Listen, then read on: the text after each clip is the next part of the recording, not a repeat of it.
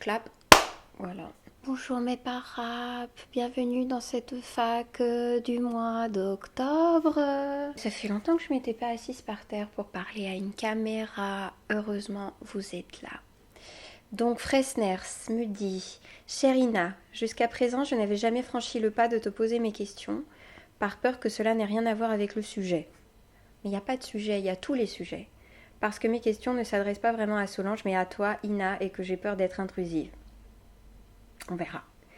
Ce Patreon, c'est lens, tout ce que tu partages avec nous te rend de proches réels, et j'ai parfois l'impression de te voir évoluer derrière un miroir sans teint.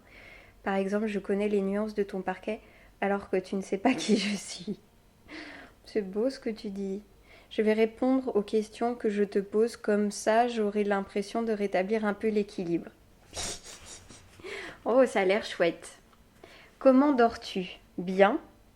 T'arrive-t-il de te réveiller la nuit et de ne plus pouvoir te rendormir? Que fais-tu dans ces moments-là? Alors toi tu nous dis: je dors en général comme un bébé, mais si je suis seule ou que quelque chose me tracasse, il m'arrive d'être réveillée sur le coup de 2 heures. J'essaie de me rendormir en lisant, méthode pas toujours au top. Alors, comment je dors? C'est drôle que tu me poses la question aujourd'hui particulièrement parce que je crois que j'ai déjà dit que je dormais mal avec d'autres personnes. Et en ce moment, y a une personne avec qui je suis amenée à parfois dormir et avec qui ça marche pas du tout. Mais alors, pas du tout. Là, cette nuit, j'ai dû m'échapper du lit vers 4h30 pour me coucher sur le canapé et trouver difficilement le sommeil. Je sais pas, la présence des autres est pour moi un excitant. Mais autrement, quand je dors seule, j'ai jamais d'insomnie. Parfois, je me réveille pour me changer de côté, parce que je dors sur le côté. Mais je fais des siestes, j'ai besoin de beaucoup de sommeil, je suis une marmotte, et depuis quelques années, je dors avec des boules quies. On pourrait avoir le débat sur les boules quies. J'ai besoin de 2 oreillers. Ça m'embête un peu d'avoir des... Oh, Truite est là. Oui, tu es là. Mais ils te voient pas, les gens. Tu viens? Elle est hors champ, vous la voyez? Elle est là. Elle s'étire bien. Oui? Oui, c'est les parapluies. Moi, je dors plutôt bien, mais j'ai mes petites manies. Euh, j'ai envie d'être seule avant tout. Bon, depuis quelque temps, j'ai appris à dormir avec Truite. Elle est petite, mais c'est une grosse présence. Donc, on se pousse un peu l'une l'autre, enfin surtout moi. Et j'arrive à dormir à peu près avec elle. Mais voilà, cette personne en ce moment, c'est délicat parce que c'est sûr que ça peut être hyper romantique et chaud et dans l'idée très très bon de dire je m'endors dans tes bras et tout ça, mais j'y arrive pas. J'y arrive vraiment pas. Et ça me fait un effet limite de ting, j'ai les yeux comme ça et c'est exaspérant de voir le temps passer et j'arrive vraiment pas à m'abandonner. J'ai l'impression qu'il y a un mécanisme de mon cerveau. J'essaie de me demander comment je fais d'habitude, mais d'habitude je pense pas à comment je fais, donc forcément je suis piégée. C'est un peu une torture quoi. Quand il s'agit de partir en week-end ou en voyage, ça devient quand même un petit peu embêtant quoi, parce que ne pas dormir c'est pas sain quoi. T'arrive-t-il de te parler toute seule à voix haute? Te donnes-tu un petit nom? Pour ma part, c'est ma fille ou Nertz. Je me souviens que tu te demandais comment le prononcer. Cela veut dire vison, et c'est mon animal préféré, c'est beau un vison, à l'état vivant et non en guise d'écharpe, bien sûr. Je m'encourage, je pointe du doigt mes incohérences, et des fois cela me fait rigoler. Est-ce que je me parle à voix haute? C'est assez rare. Parfois c'est pour m'encourager. Je suis vraiment sensible à pas me déprécier par exemple, ou à pas évidemment à verbaliser des choses négatives parce que ça c'est quand même terrible. Euh, c'est plus pour m'encourager, pour m'organiser, pour un peu... je me parle au tu. Oui, c'est plutôt dans des moments d'élan, d'entrain, pour me lancer dans une tâche ou pour me sortir d'un endroit où je serais un petit peu comme prisonnière ou... est-ce que je me donne un petit nom? Parfois dans le miroir, je me dis que je suis belle.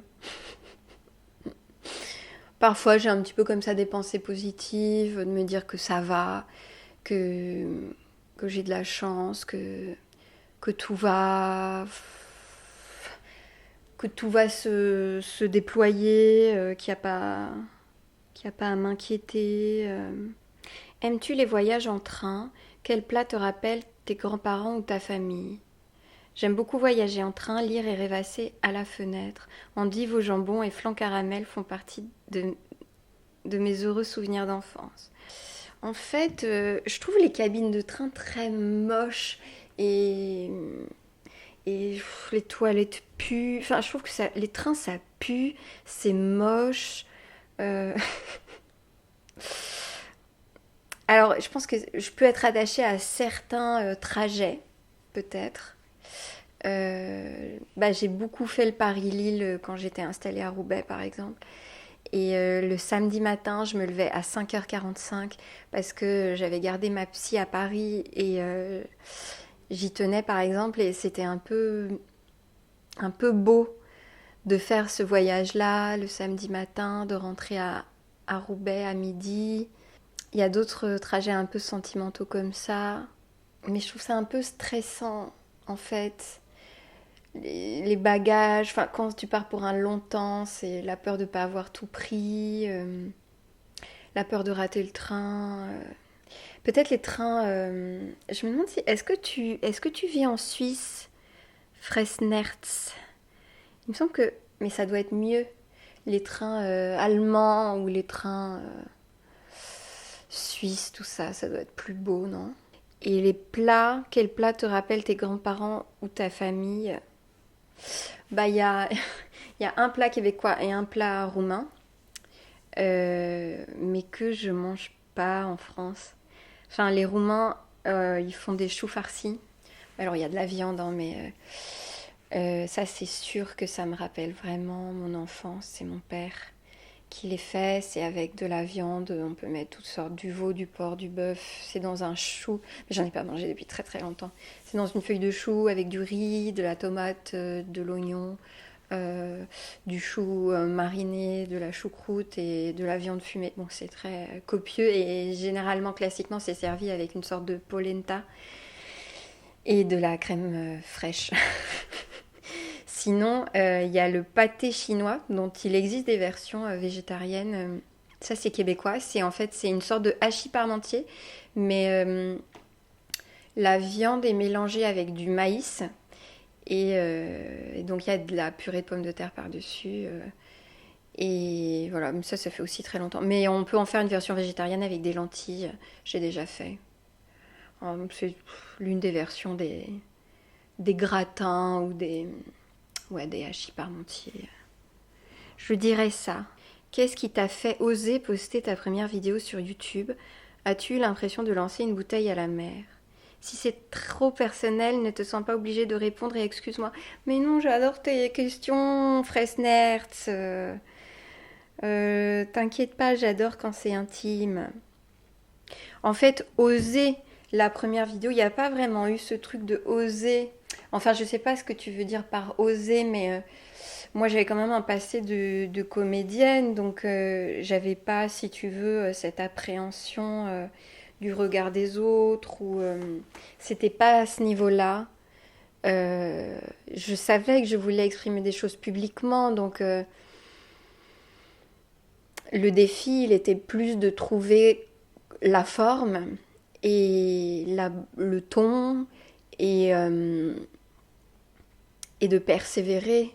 Mais j'ai pas eu l'impression d'avoir, enfin surtout au début, tu n'es vu par pratiquement personne, donc il n'y avait pas vraiment, c'était pas un courage de se montrer, c'était plus un courage de s'engager, quoi, sur le plus long terme dans la création de quelque chose qui s'étalerait dans le temps, tu vois. Mais j'étais prête, ça allait de soi. As-tu eu l'impression de lancer une bouteille à la mer? Ça oui par contre, parce que tu n'es personne, au début c'est que tes vagues amis, famille qui voient ce que tu fais, donc oui il y avait un côté, est-ce que les gens à qui je suis susceptible de parler, de plaire, vont m'entendre, vont me trouver, est-ce qu'on va se rencontrer? Et c'était incertain. Mais je trouve ça assez poétique, une bouteille lancée à la mer. Merci pour tes questions, Fresnert. Il y a ensuite le koala, la koala. Chère Solangina, j'espère que tu vas bien. Je vais assez bien, sinon que j'ai pas très bien dormi. J'ai écouté avec joie la masterclass et je t'ai trouvée forte et inspirante. Oh, je suis impressionnée par ta façon de répondre aux questions avec une telle originalité. Merci. Pour l'instant, j'adore Paris. Ah oui, c'est vrai. Même si j'ai observé que les Parisiens n'aiment pas tellement l'enthousiasme que les étrangers portent à leur ville. C'est vrai. Peut-être qu'ils trouvent cette fascination des gens venus d'ailleurs intrusive. L'accent parisien m'est délicieux, j'essaie de l'imiter. Et la culture m'éclabousse joyeusement. J'ai été voir des tas d'expositions sublimes. Waouh, faudrait que tu me dises tout. Et c'est quoi ton accent à toi déjà? Dis-moi tout ce que tu as vu, Koala, je veux tout savoir. Merci de ta générosité, je n'en reviens toujours pas de pouvoir te faire part de mes petits questionnements. Mais je suis là pour ça, pour vous. J'ai toujours peur d'être intrusif, surtout ne réponds pas à ce qu'il te plaît. Vous êtes trop des adorables créatures. Voici mes interrogations. Selon toi, comment réagir face aux personnes qui, parce qu'elles souffrent, sont agressives et méchantes? Faut-il ressentir de la compassion à l'égard de tous? Où serait la limite? Bonne question. Je ne sais pas si tu penses à des exemples précis qui te sont arrivés ou si par exemple tu réfères à ce qui peut exister sur Internet, qui est un sujet en soi. Déjà, je dirais que la première chose, c'est de considérer où tu es toi dans le moment précis où ça t'arrive. Parce qu'il y a des jours où on peut plus encaisser que d'autres, et ça c'est normal. Il y a des jours où on est hyper vulnérable et fragile. Dans ces cas-là, je pense que le mieux c'est de se protéger, c'est-à-dire de ne pas ajouter si possible de l'agressivité à l'agressivité qu'on reçoit et de sauver sa peau, c'est-à-dire indifférence et passer son chemin le plus paisiblement possible, avec une certaine neutralité bienveillante. Voilà, c'est normal de prendre soin de soi avant toute chose. Je dirais ça. Et quand on se sent plus de force ou de générosité, mais tout ça, j'essaye de l'expliquer, mais je pense que on peut se fier à l'instinct, sauf si l'instinct c'est d'être violent, dans ce cas-là, s'en méfier. Mais dans les cas où on se sentirait un petit peu plus galvanisé, oui, je pense qu'il est possible de manifester une forme de compassion, peut-être en regardant l'autre ou par un silence. Ou... Moi, ça m'est arrivé, par exemple, quand ça m'est arrivé dans les cas de poste ou de caissière ou de serveur un peu antipathique. Juste de leur dire oh bonjour, je sais pas, une manière de s'inquiéter de l'autre en fait, de prendre des nouvelles, parce que souvent aussi ça peut être né de malentendus, ou souvent il suffit de presque rien pour aider l'autre en face à passer d'une humeur un peu agressive à quelque chose de plus, d'un échange humain plus respectueux, quoi. Mais je te dirais, pas répondre à la violence par la violence. Et quand on s'en sent les forces, je pense que ça se fait naturellement, en fait. De prendre en compte l'autre et de pas prendre personnellement, parce que, voilà, chacun est aux prises avec ses difficultés et on n'est jamais responsable de ce qui traverse les autres, quoi. Mais bon, la compassion universelle, c'est super dur. Mais c'est un bon entraînement. Tu le fais? Tu le pratiques, toi? As-tu l'intuition depuis l'enfance que tu allais créer, apporter une pierre à l'édifice de l'art? Non, je crois pas. Je crois que j'ai beaucoup dit que ça a commencé par le langage, cette façon de petit à petit redéfinir ma langue en prenant l'accent français et en perdant l'accent québécois. Je pense qu'il y avait une volonté de me distinguer, dans le sens de faire les choses différemment ou, oui, trouver ma singularité. Mais je pense que ça s'est d'abord exprimé dans la vie intime et amoureuse. Et puis après, il y a eu au Québec, c'est après l'école secondaire, donc c'est un petit peu, disons, l'équivalent du bac, où là j'ai vraiment fait un choix drastique d'arrêter les sciences et de m'orienter plus en art et lettres et communication. Et c'est là où, donc vers l'âge de 18 ans, non, même avant ça, 2002, ouais, 16-17 ans, où là j'ai vraiment fait un choix de trajectoire artistique, sans avoir vraiment de ligne claire, quoi, bien définie sur le métier ou la destination. Penses-tu qu'une forme d'inconfort, je ne parle pas spécialement de souffrance, même si la frontière est fragile, est indispensable à toute création de qualité? C'est sûrement très judéo-chrétien, mais je me méfie beaucoup lorsque je ressens un plaisir immédiat sans avoir dû fournir un effort au préalable. Es-tu parfois habité par cette méfiance également? Oui, oui, mais en même temps, je pense que je me suis tellement habituée à la souffrance que quelque part, je me suis empêchée de prendre du plaisir.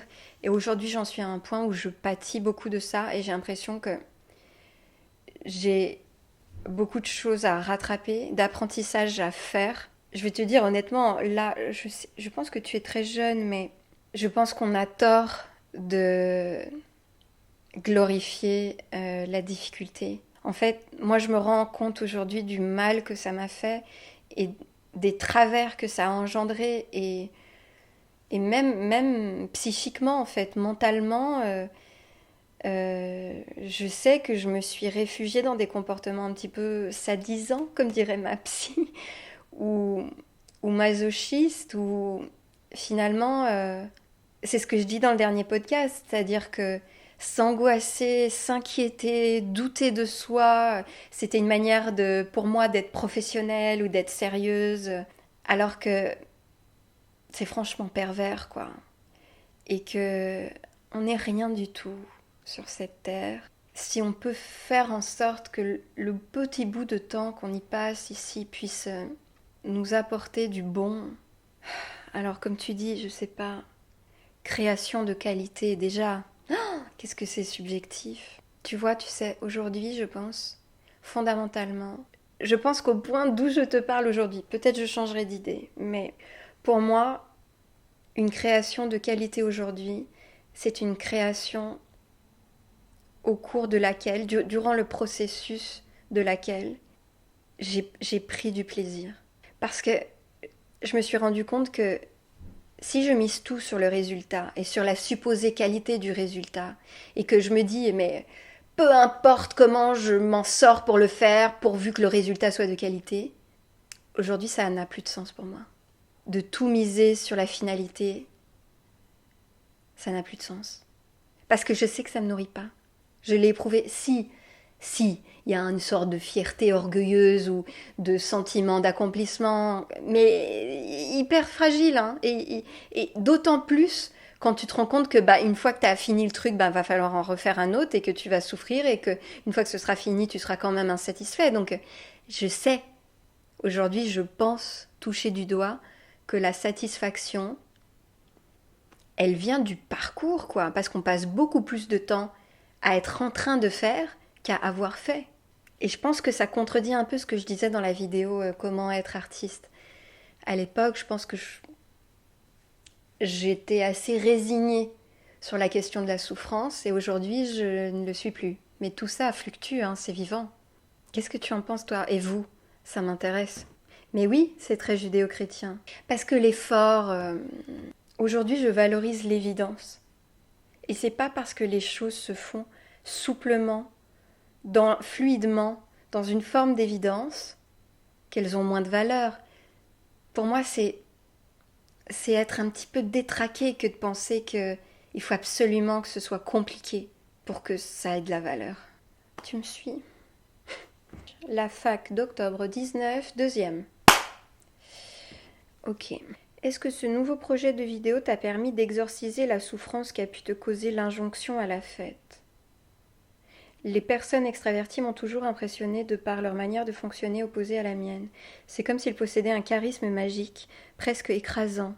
Ils savent bien comment mettre l'ambiance. J'ai souvent ressenti cela lorsque je fréquentais des étudiants en école de théâtre.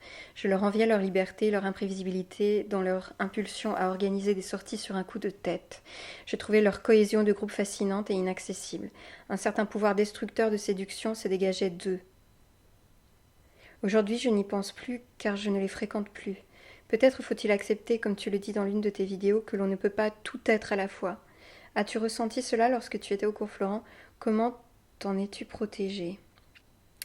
Donc oui, je pense que la vidéo, elle représente, et c'est le cas de ce genre de vidéo que je fais, en fait, je m'oblige à vivre des expériences et le biais de la documentation pour mon travail me permet d'oser davantage et de me donner du courage et aussi de donner du sens à la démarche parce qu'elle est comme ça sortie de nulle part dans une fête, ça ne m'intéresse pas. Donc oui, je pense que c'est peut-être ce qui s'exprimera dans la vidéo, c'est-à-dire que j'ai compris, j'ai appris des choses et peut-être que je suis devenue en paix avec une part de moi-même qui s'en voulait de ne pas aimer, de ne pas comprendre, de ne pas être comme eux, et qu'aujourd'hui je trouve valable de ne pas apprécier, de ne pas goûter ça, même si j'ai entrevu des éclats d'abandon collectif sur le dance floor. Oui, je pense vraiment qu'il y a un truc qui a été exorcisé, quoi, là. Quant au cours Florent, j'ai dû aller à quelques fêtes, mais j'ai l'impression que j'étais assez en paix. Est-ce que j'étais assez en paix? J'avais une amie proche, une autre comédienne, on se faisait des dîners entre nous. C'était super. Peut-être je prenais quelques bières en apéro. J'ai dû aller à une ou deux fêtes d'appartement, bof bof. Peut-être que je suis dans le déni, mais j'ai l'impression qu'à l'époque, donc j'avais entre 19 et allez, 23 ans, j'ai l'impression que j'avais pas ce complexe-là. J'avais l'impression d'être plus tranquille avec ce côté, je suis une sauvage, ça m'intéresse pas vos trucs. Et je pense que si c'était facilité par le fait qu'au plateau, euh, je dégageais quand même quelque chose de très fort qui permettait malgré tout de me faire connaître des autres. Et j'étais valorisée par ça, tu vois. Au plateau, j'étais la fille bizarre, à fleur de peau. Et je pense que je trouvais ma force là. De me dire, je suis singulière, ça s'exprime, je suis reconnue comme telle, j'aime pas aller aux fêtes, les gens respectent ça, donc il n'y a pas vraiment de question, tu vois. Mais je me rendais pas compte de la chance que j'avais de quand on est en école, voilà, on fréquente au quotidien des gens, donc on est malgré tout nourri par les autres. Mais quand on se retrouve des années plus tard isolé à travailler seul et que la présence des autres vous manque, il faut se poser d'autres questions pour retrouver des contextes sociaux, quoi.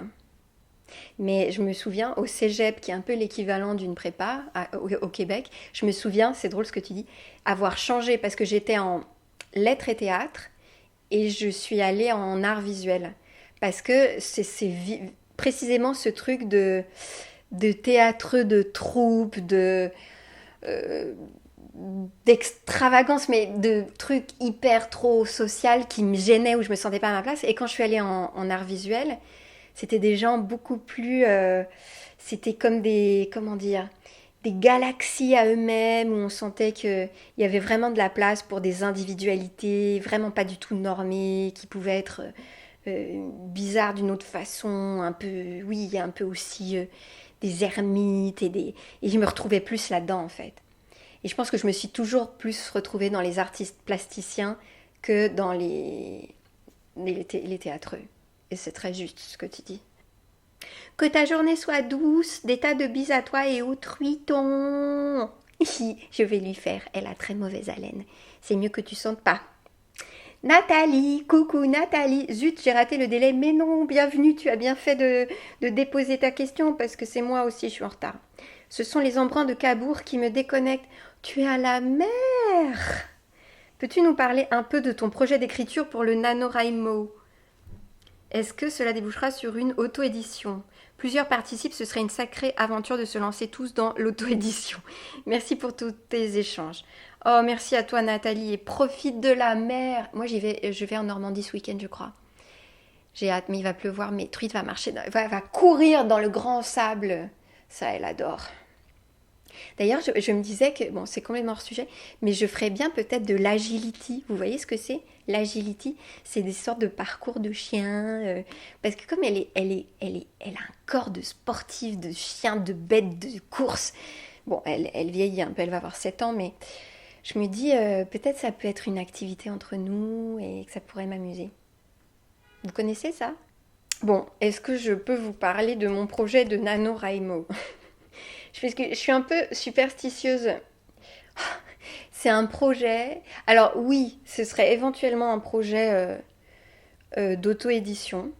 Alors moi, vraiment, là, je vais aller voir le site tout à l'heure parce que je veux m'inscrire, mais je pense que je vais pas tout respecter parce que j'ai pas envie d'écrire autant de mots que c'est demandé. Mais l'idée de m'en servir comme premier jet, ça m'intéresse beaucoup. Euh, alors, qu'est-ce que je pourrais vous dire?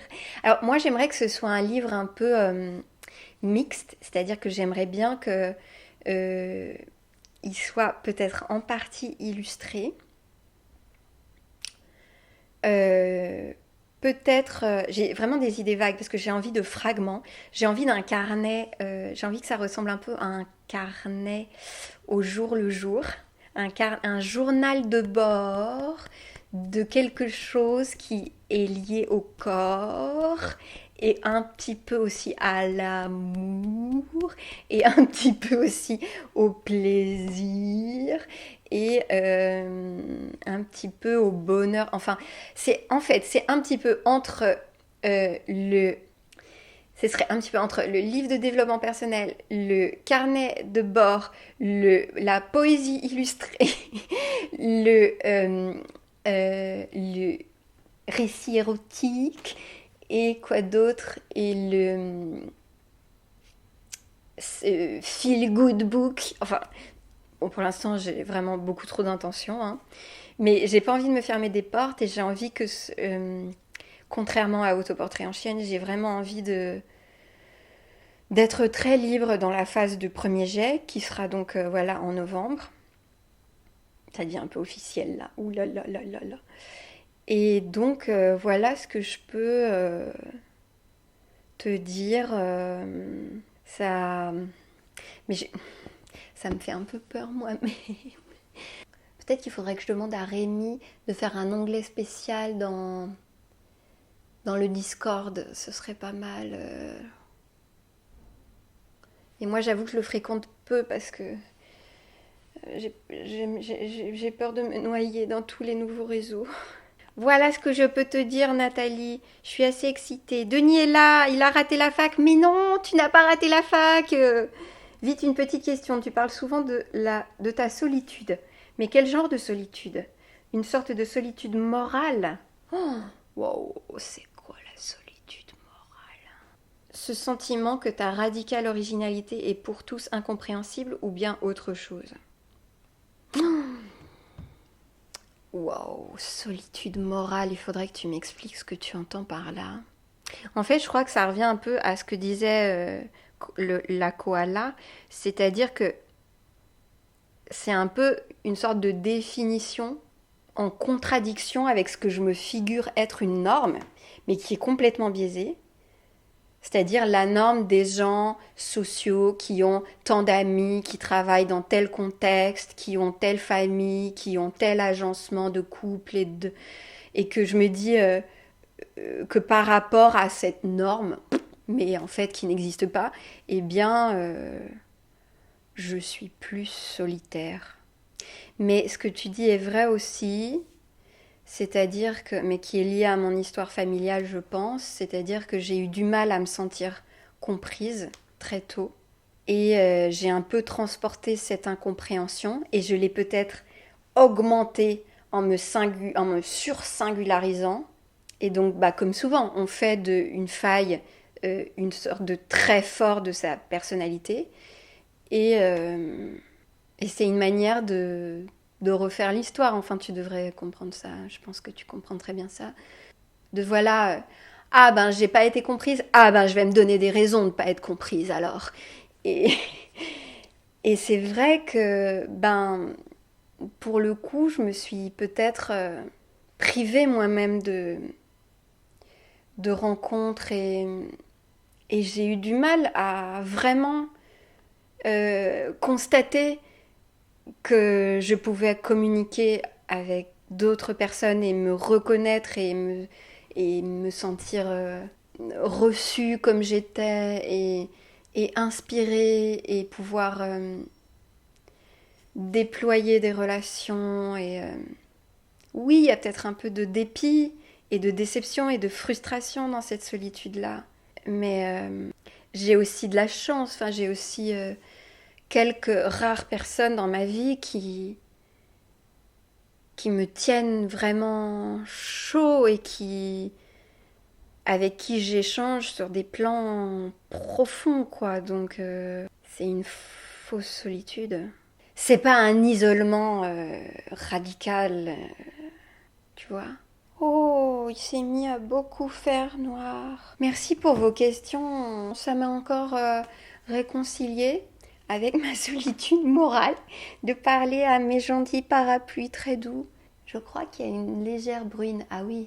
Eh bien, mettez des chaussettes douces, buvez une petite tisane au romarin et profitez bien de Cabourg, par exemple, si vous y êtes. Et merci de me donner de vous intéresser à ce qui se fabrique par ici de manière sporadique. Mais pour le long terme, on est d'accord. Moi, je suis là pour que ça dure et s'il y a des périodes accidentées comme maintenant, c'est justement pour pouvoir continuer dans de meilleures conditions et votre aide contribue spécifiquement à ça. Donc merci. Je vous embrasse fort.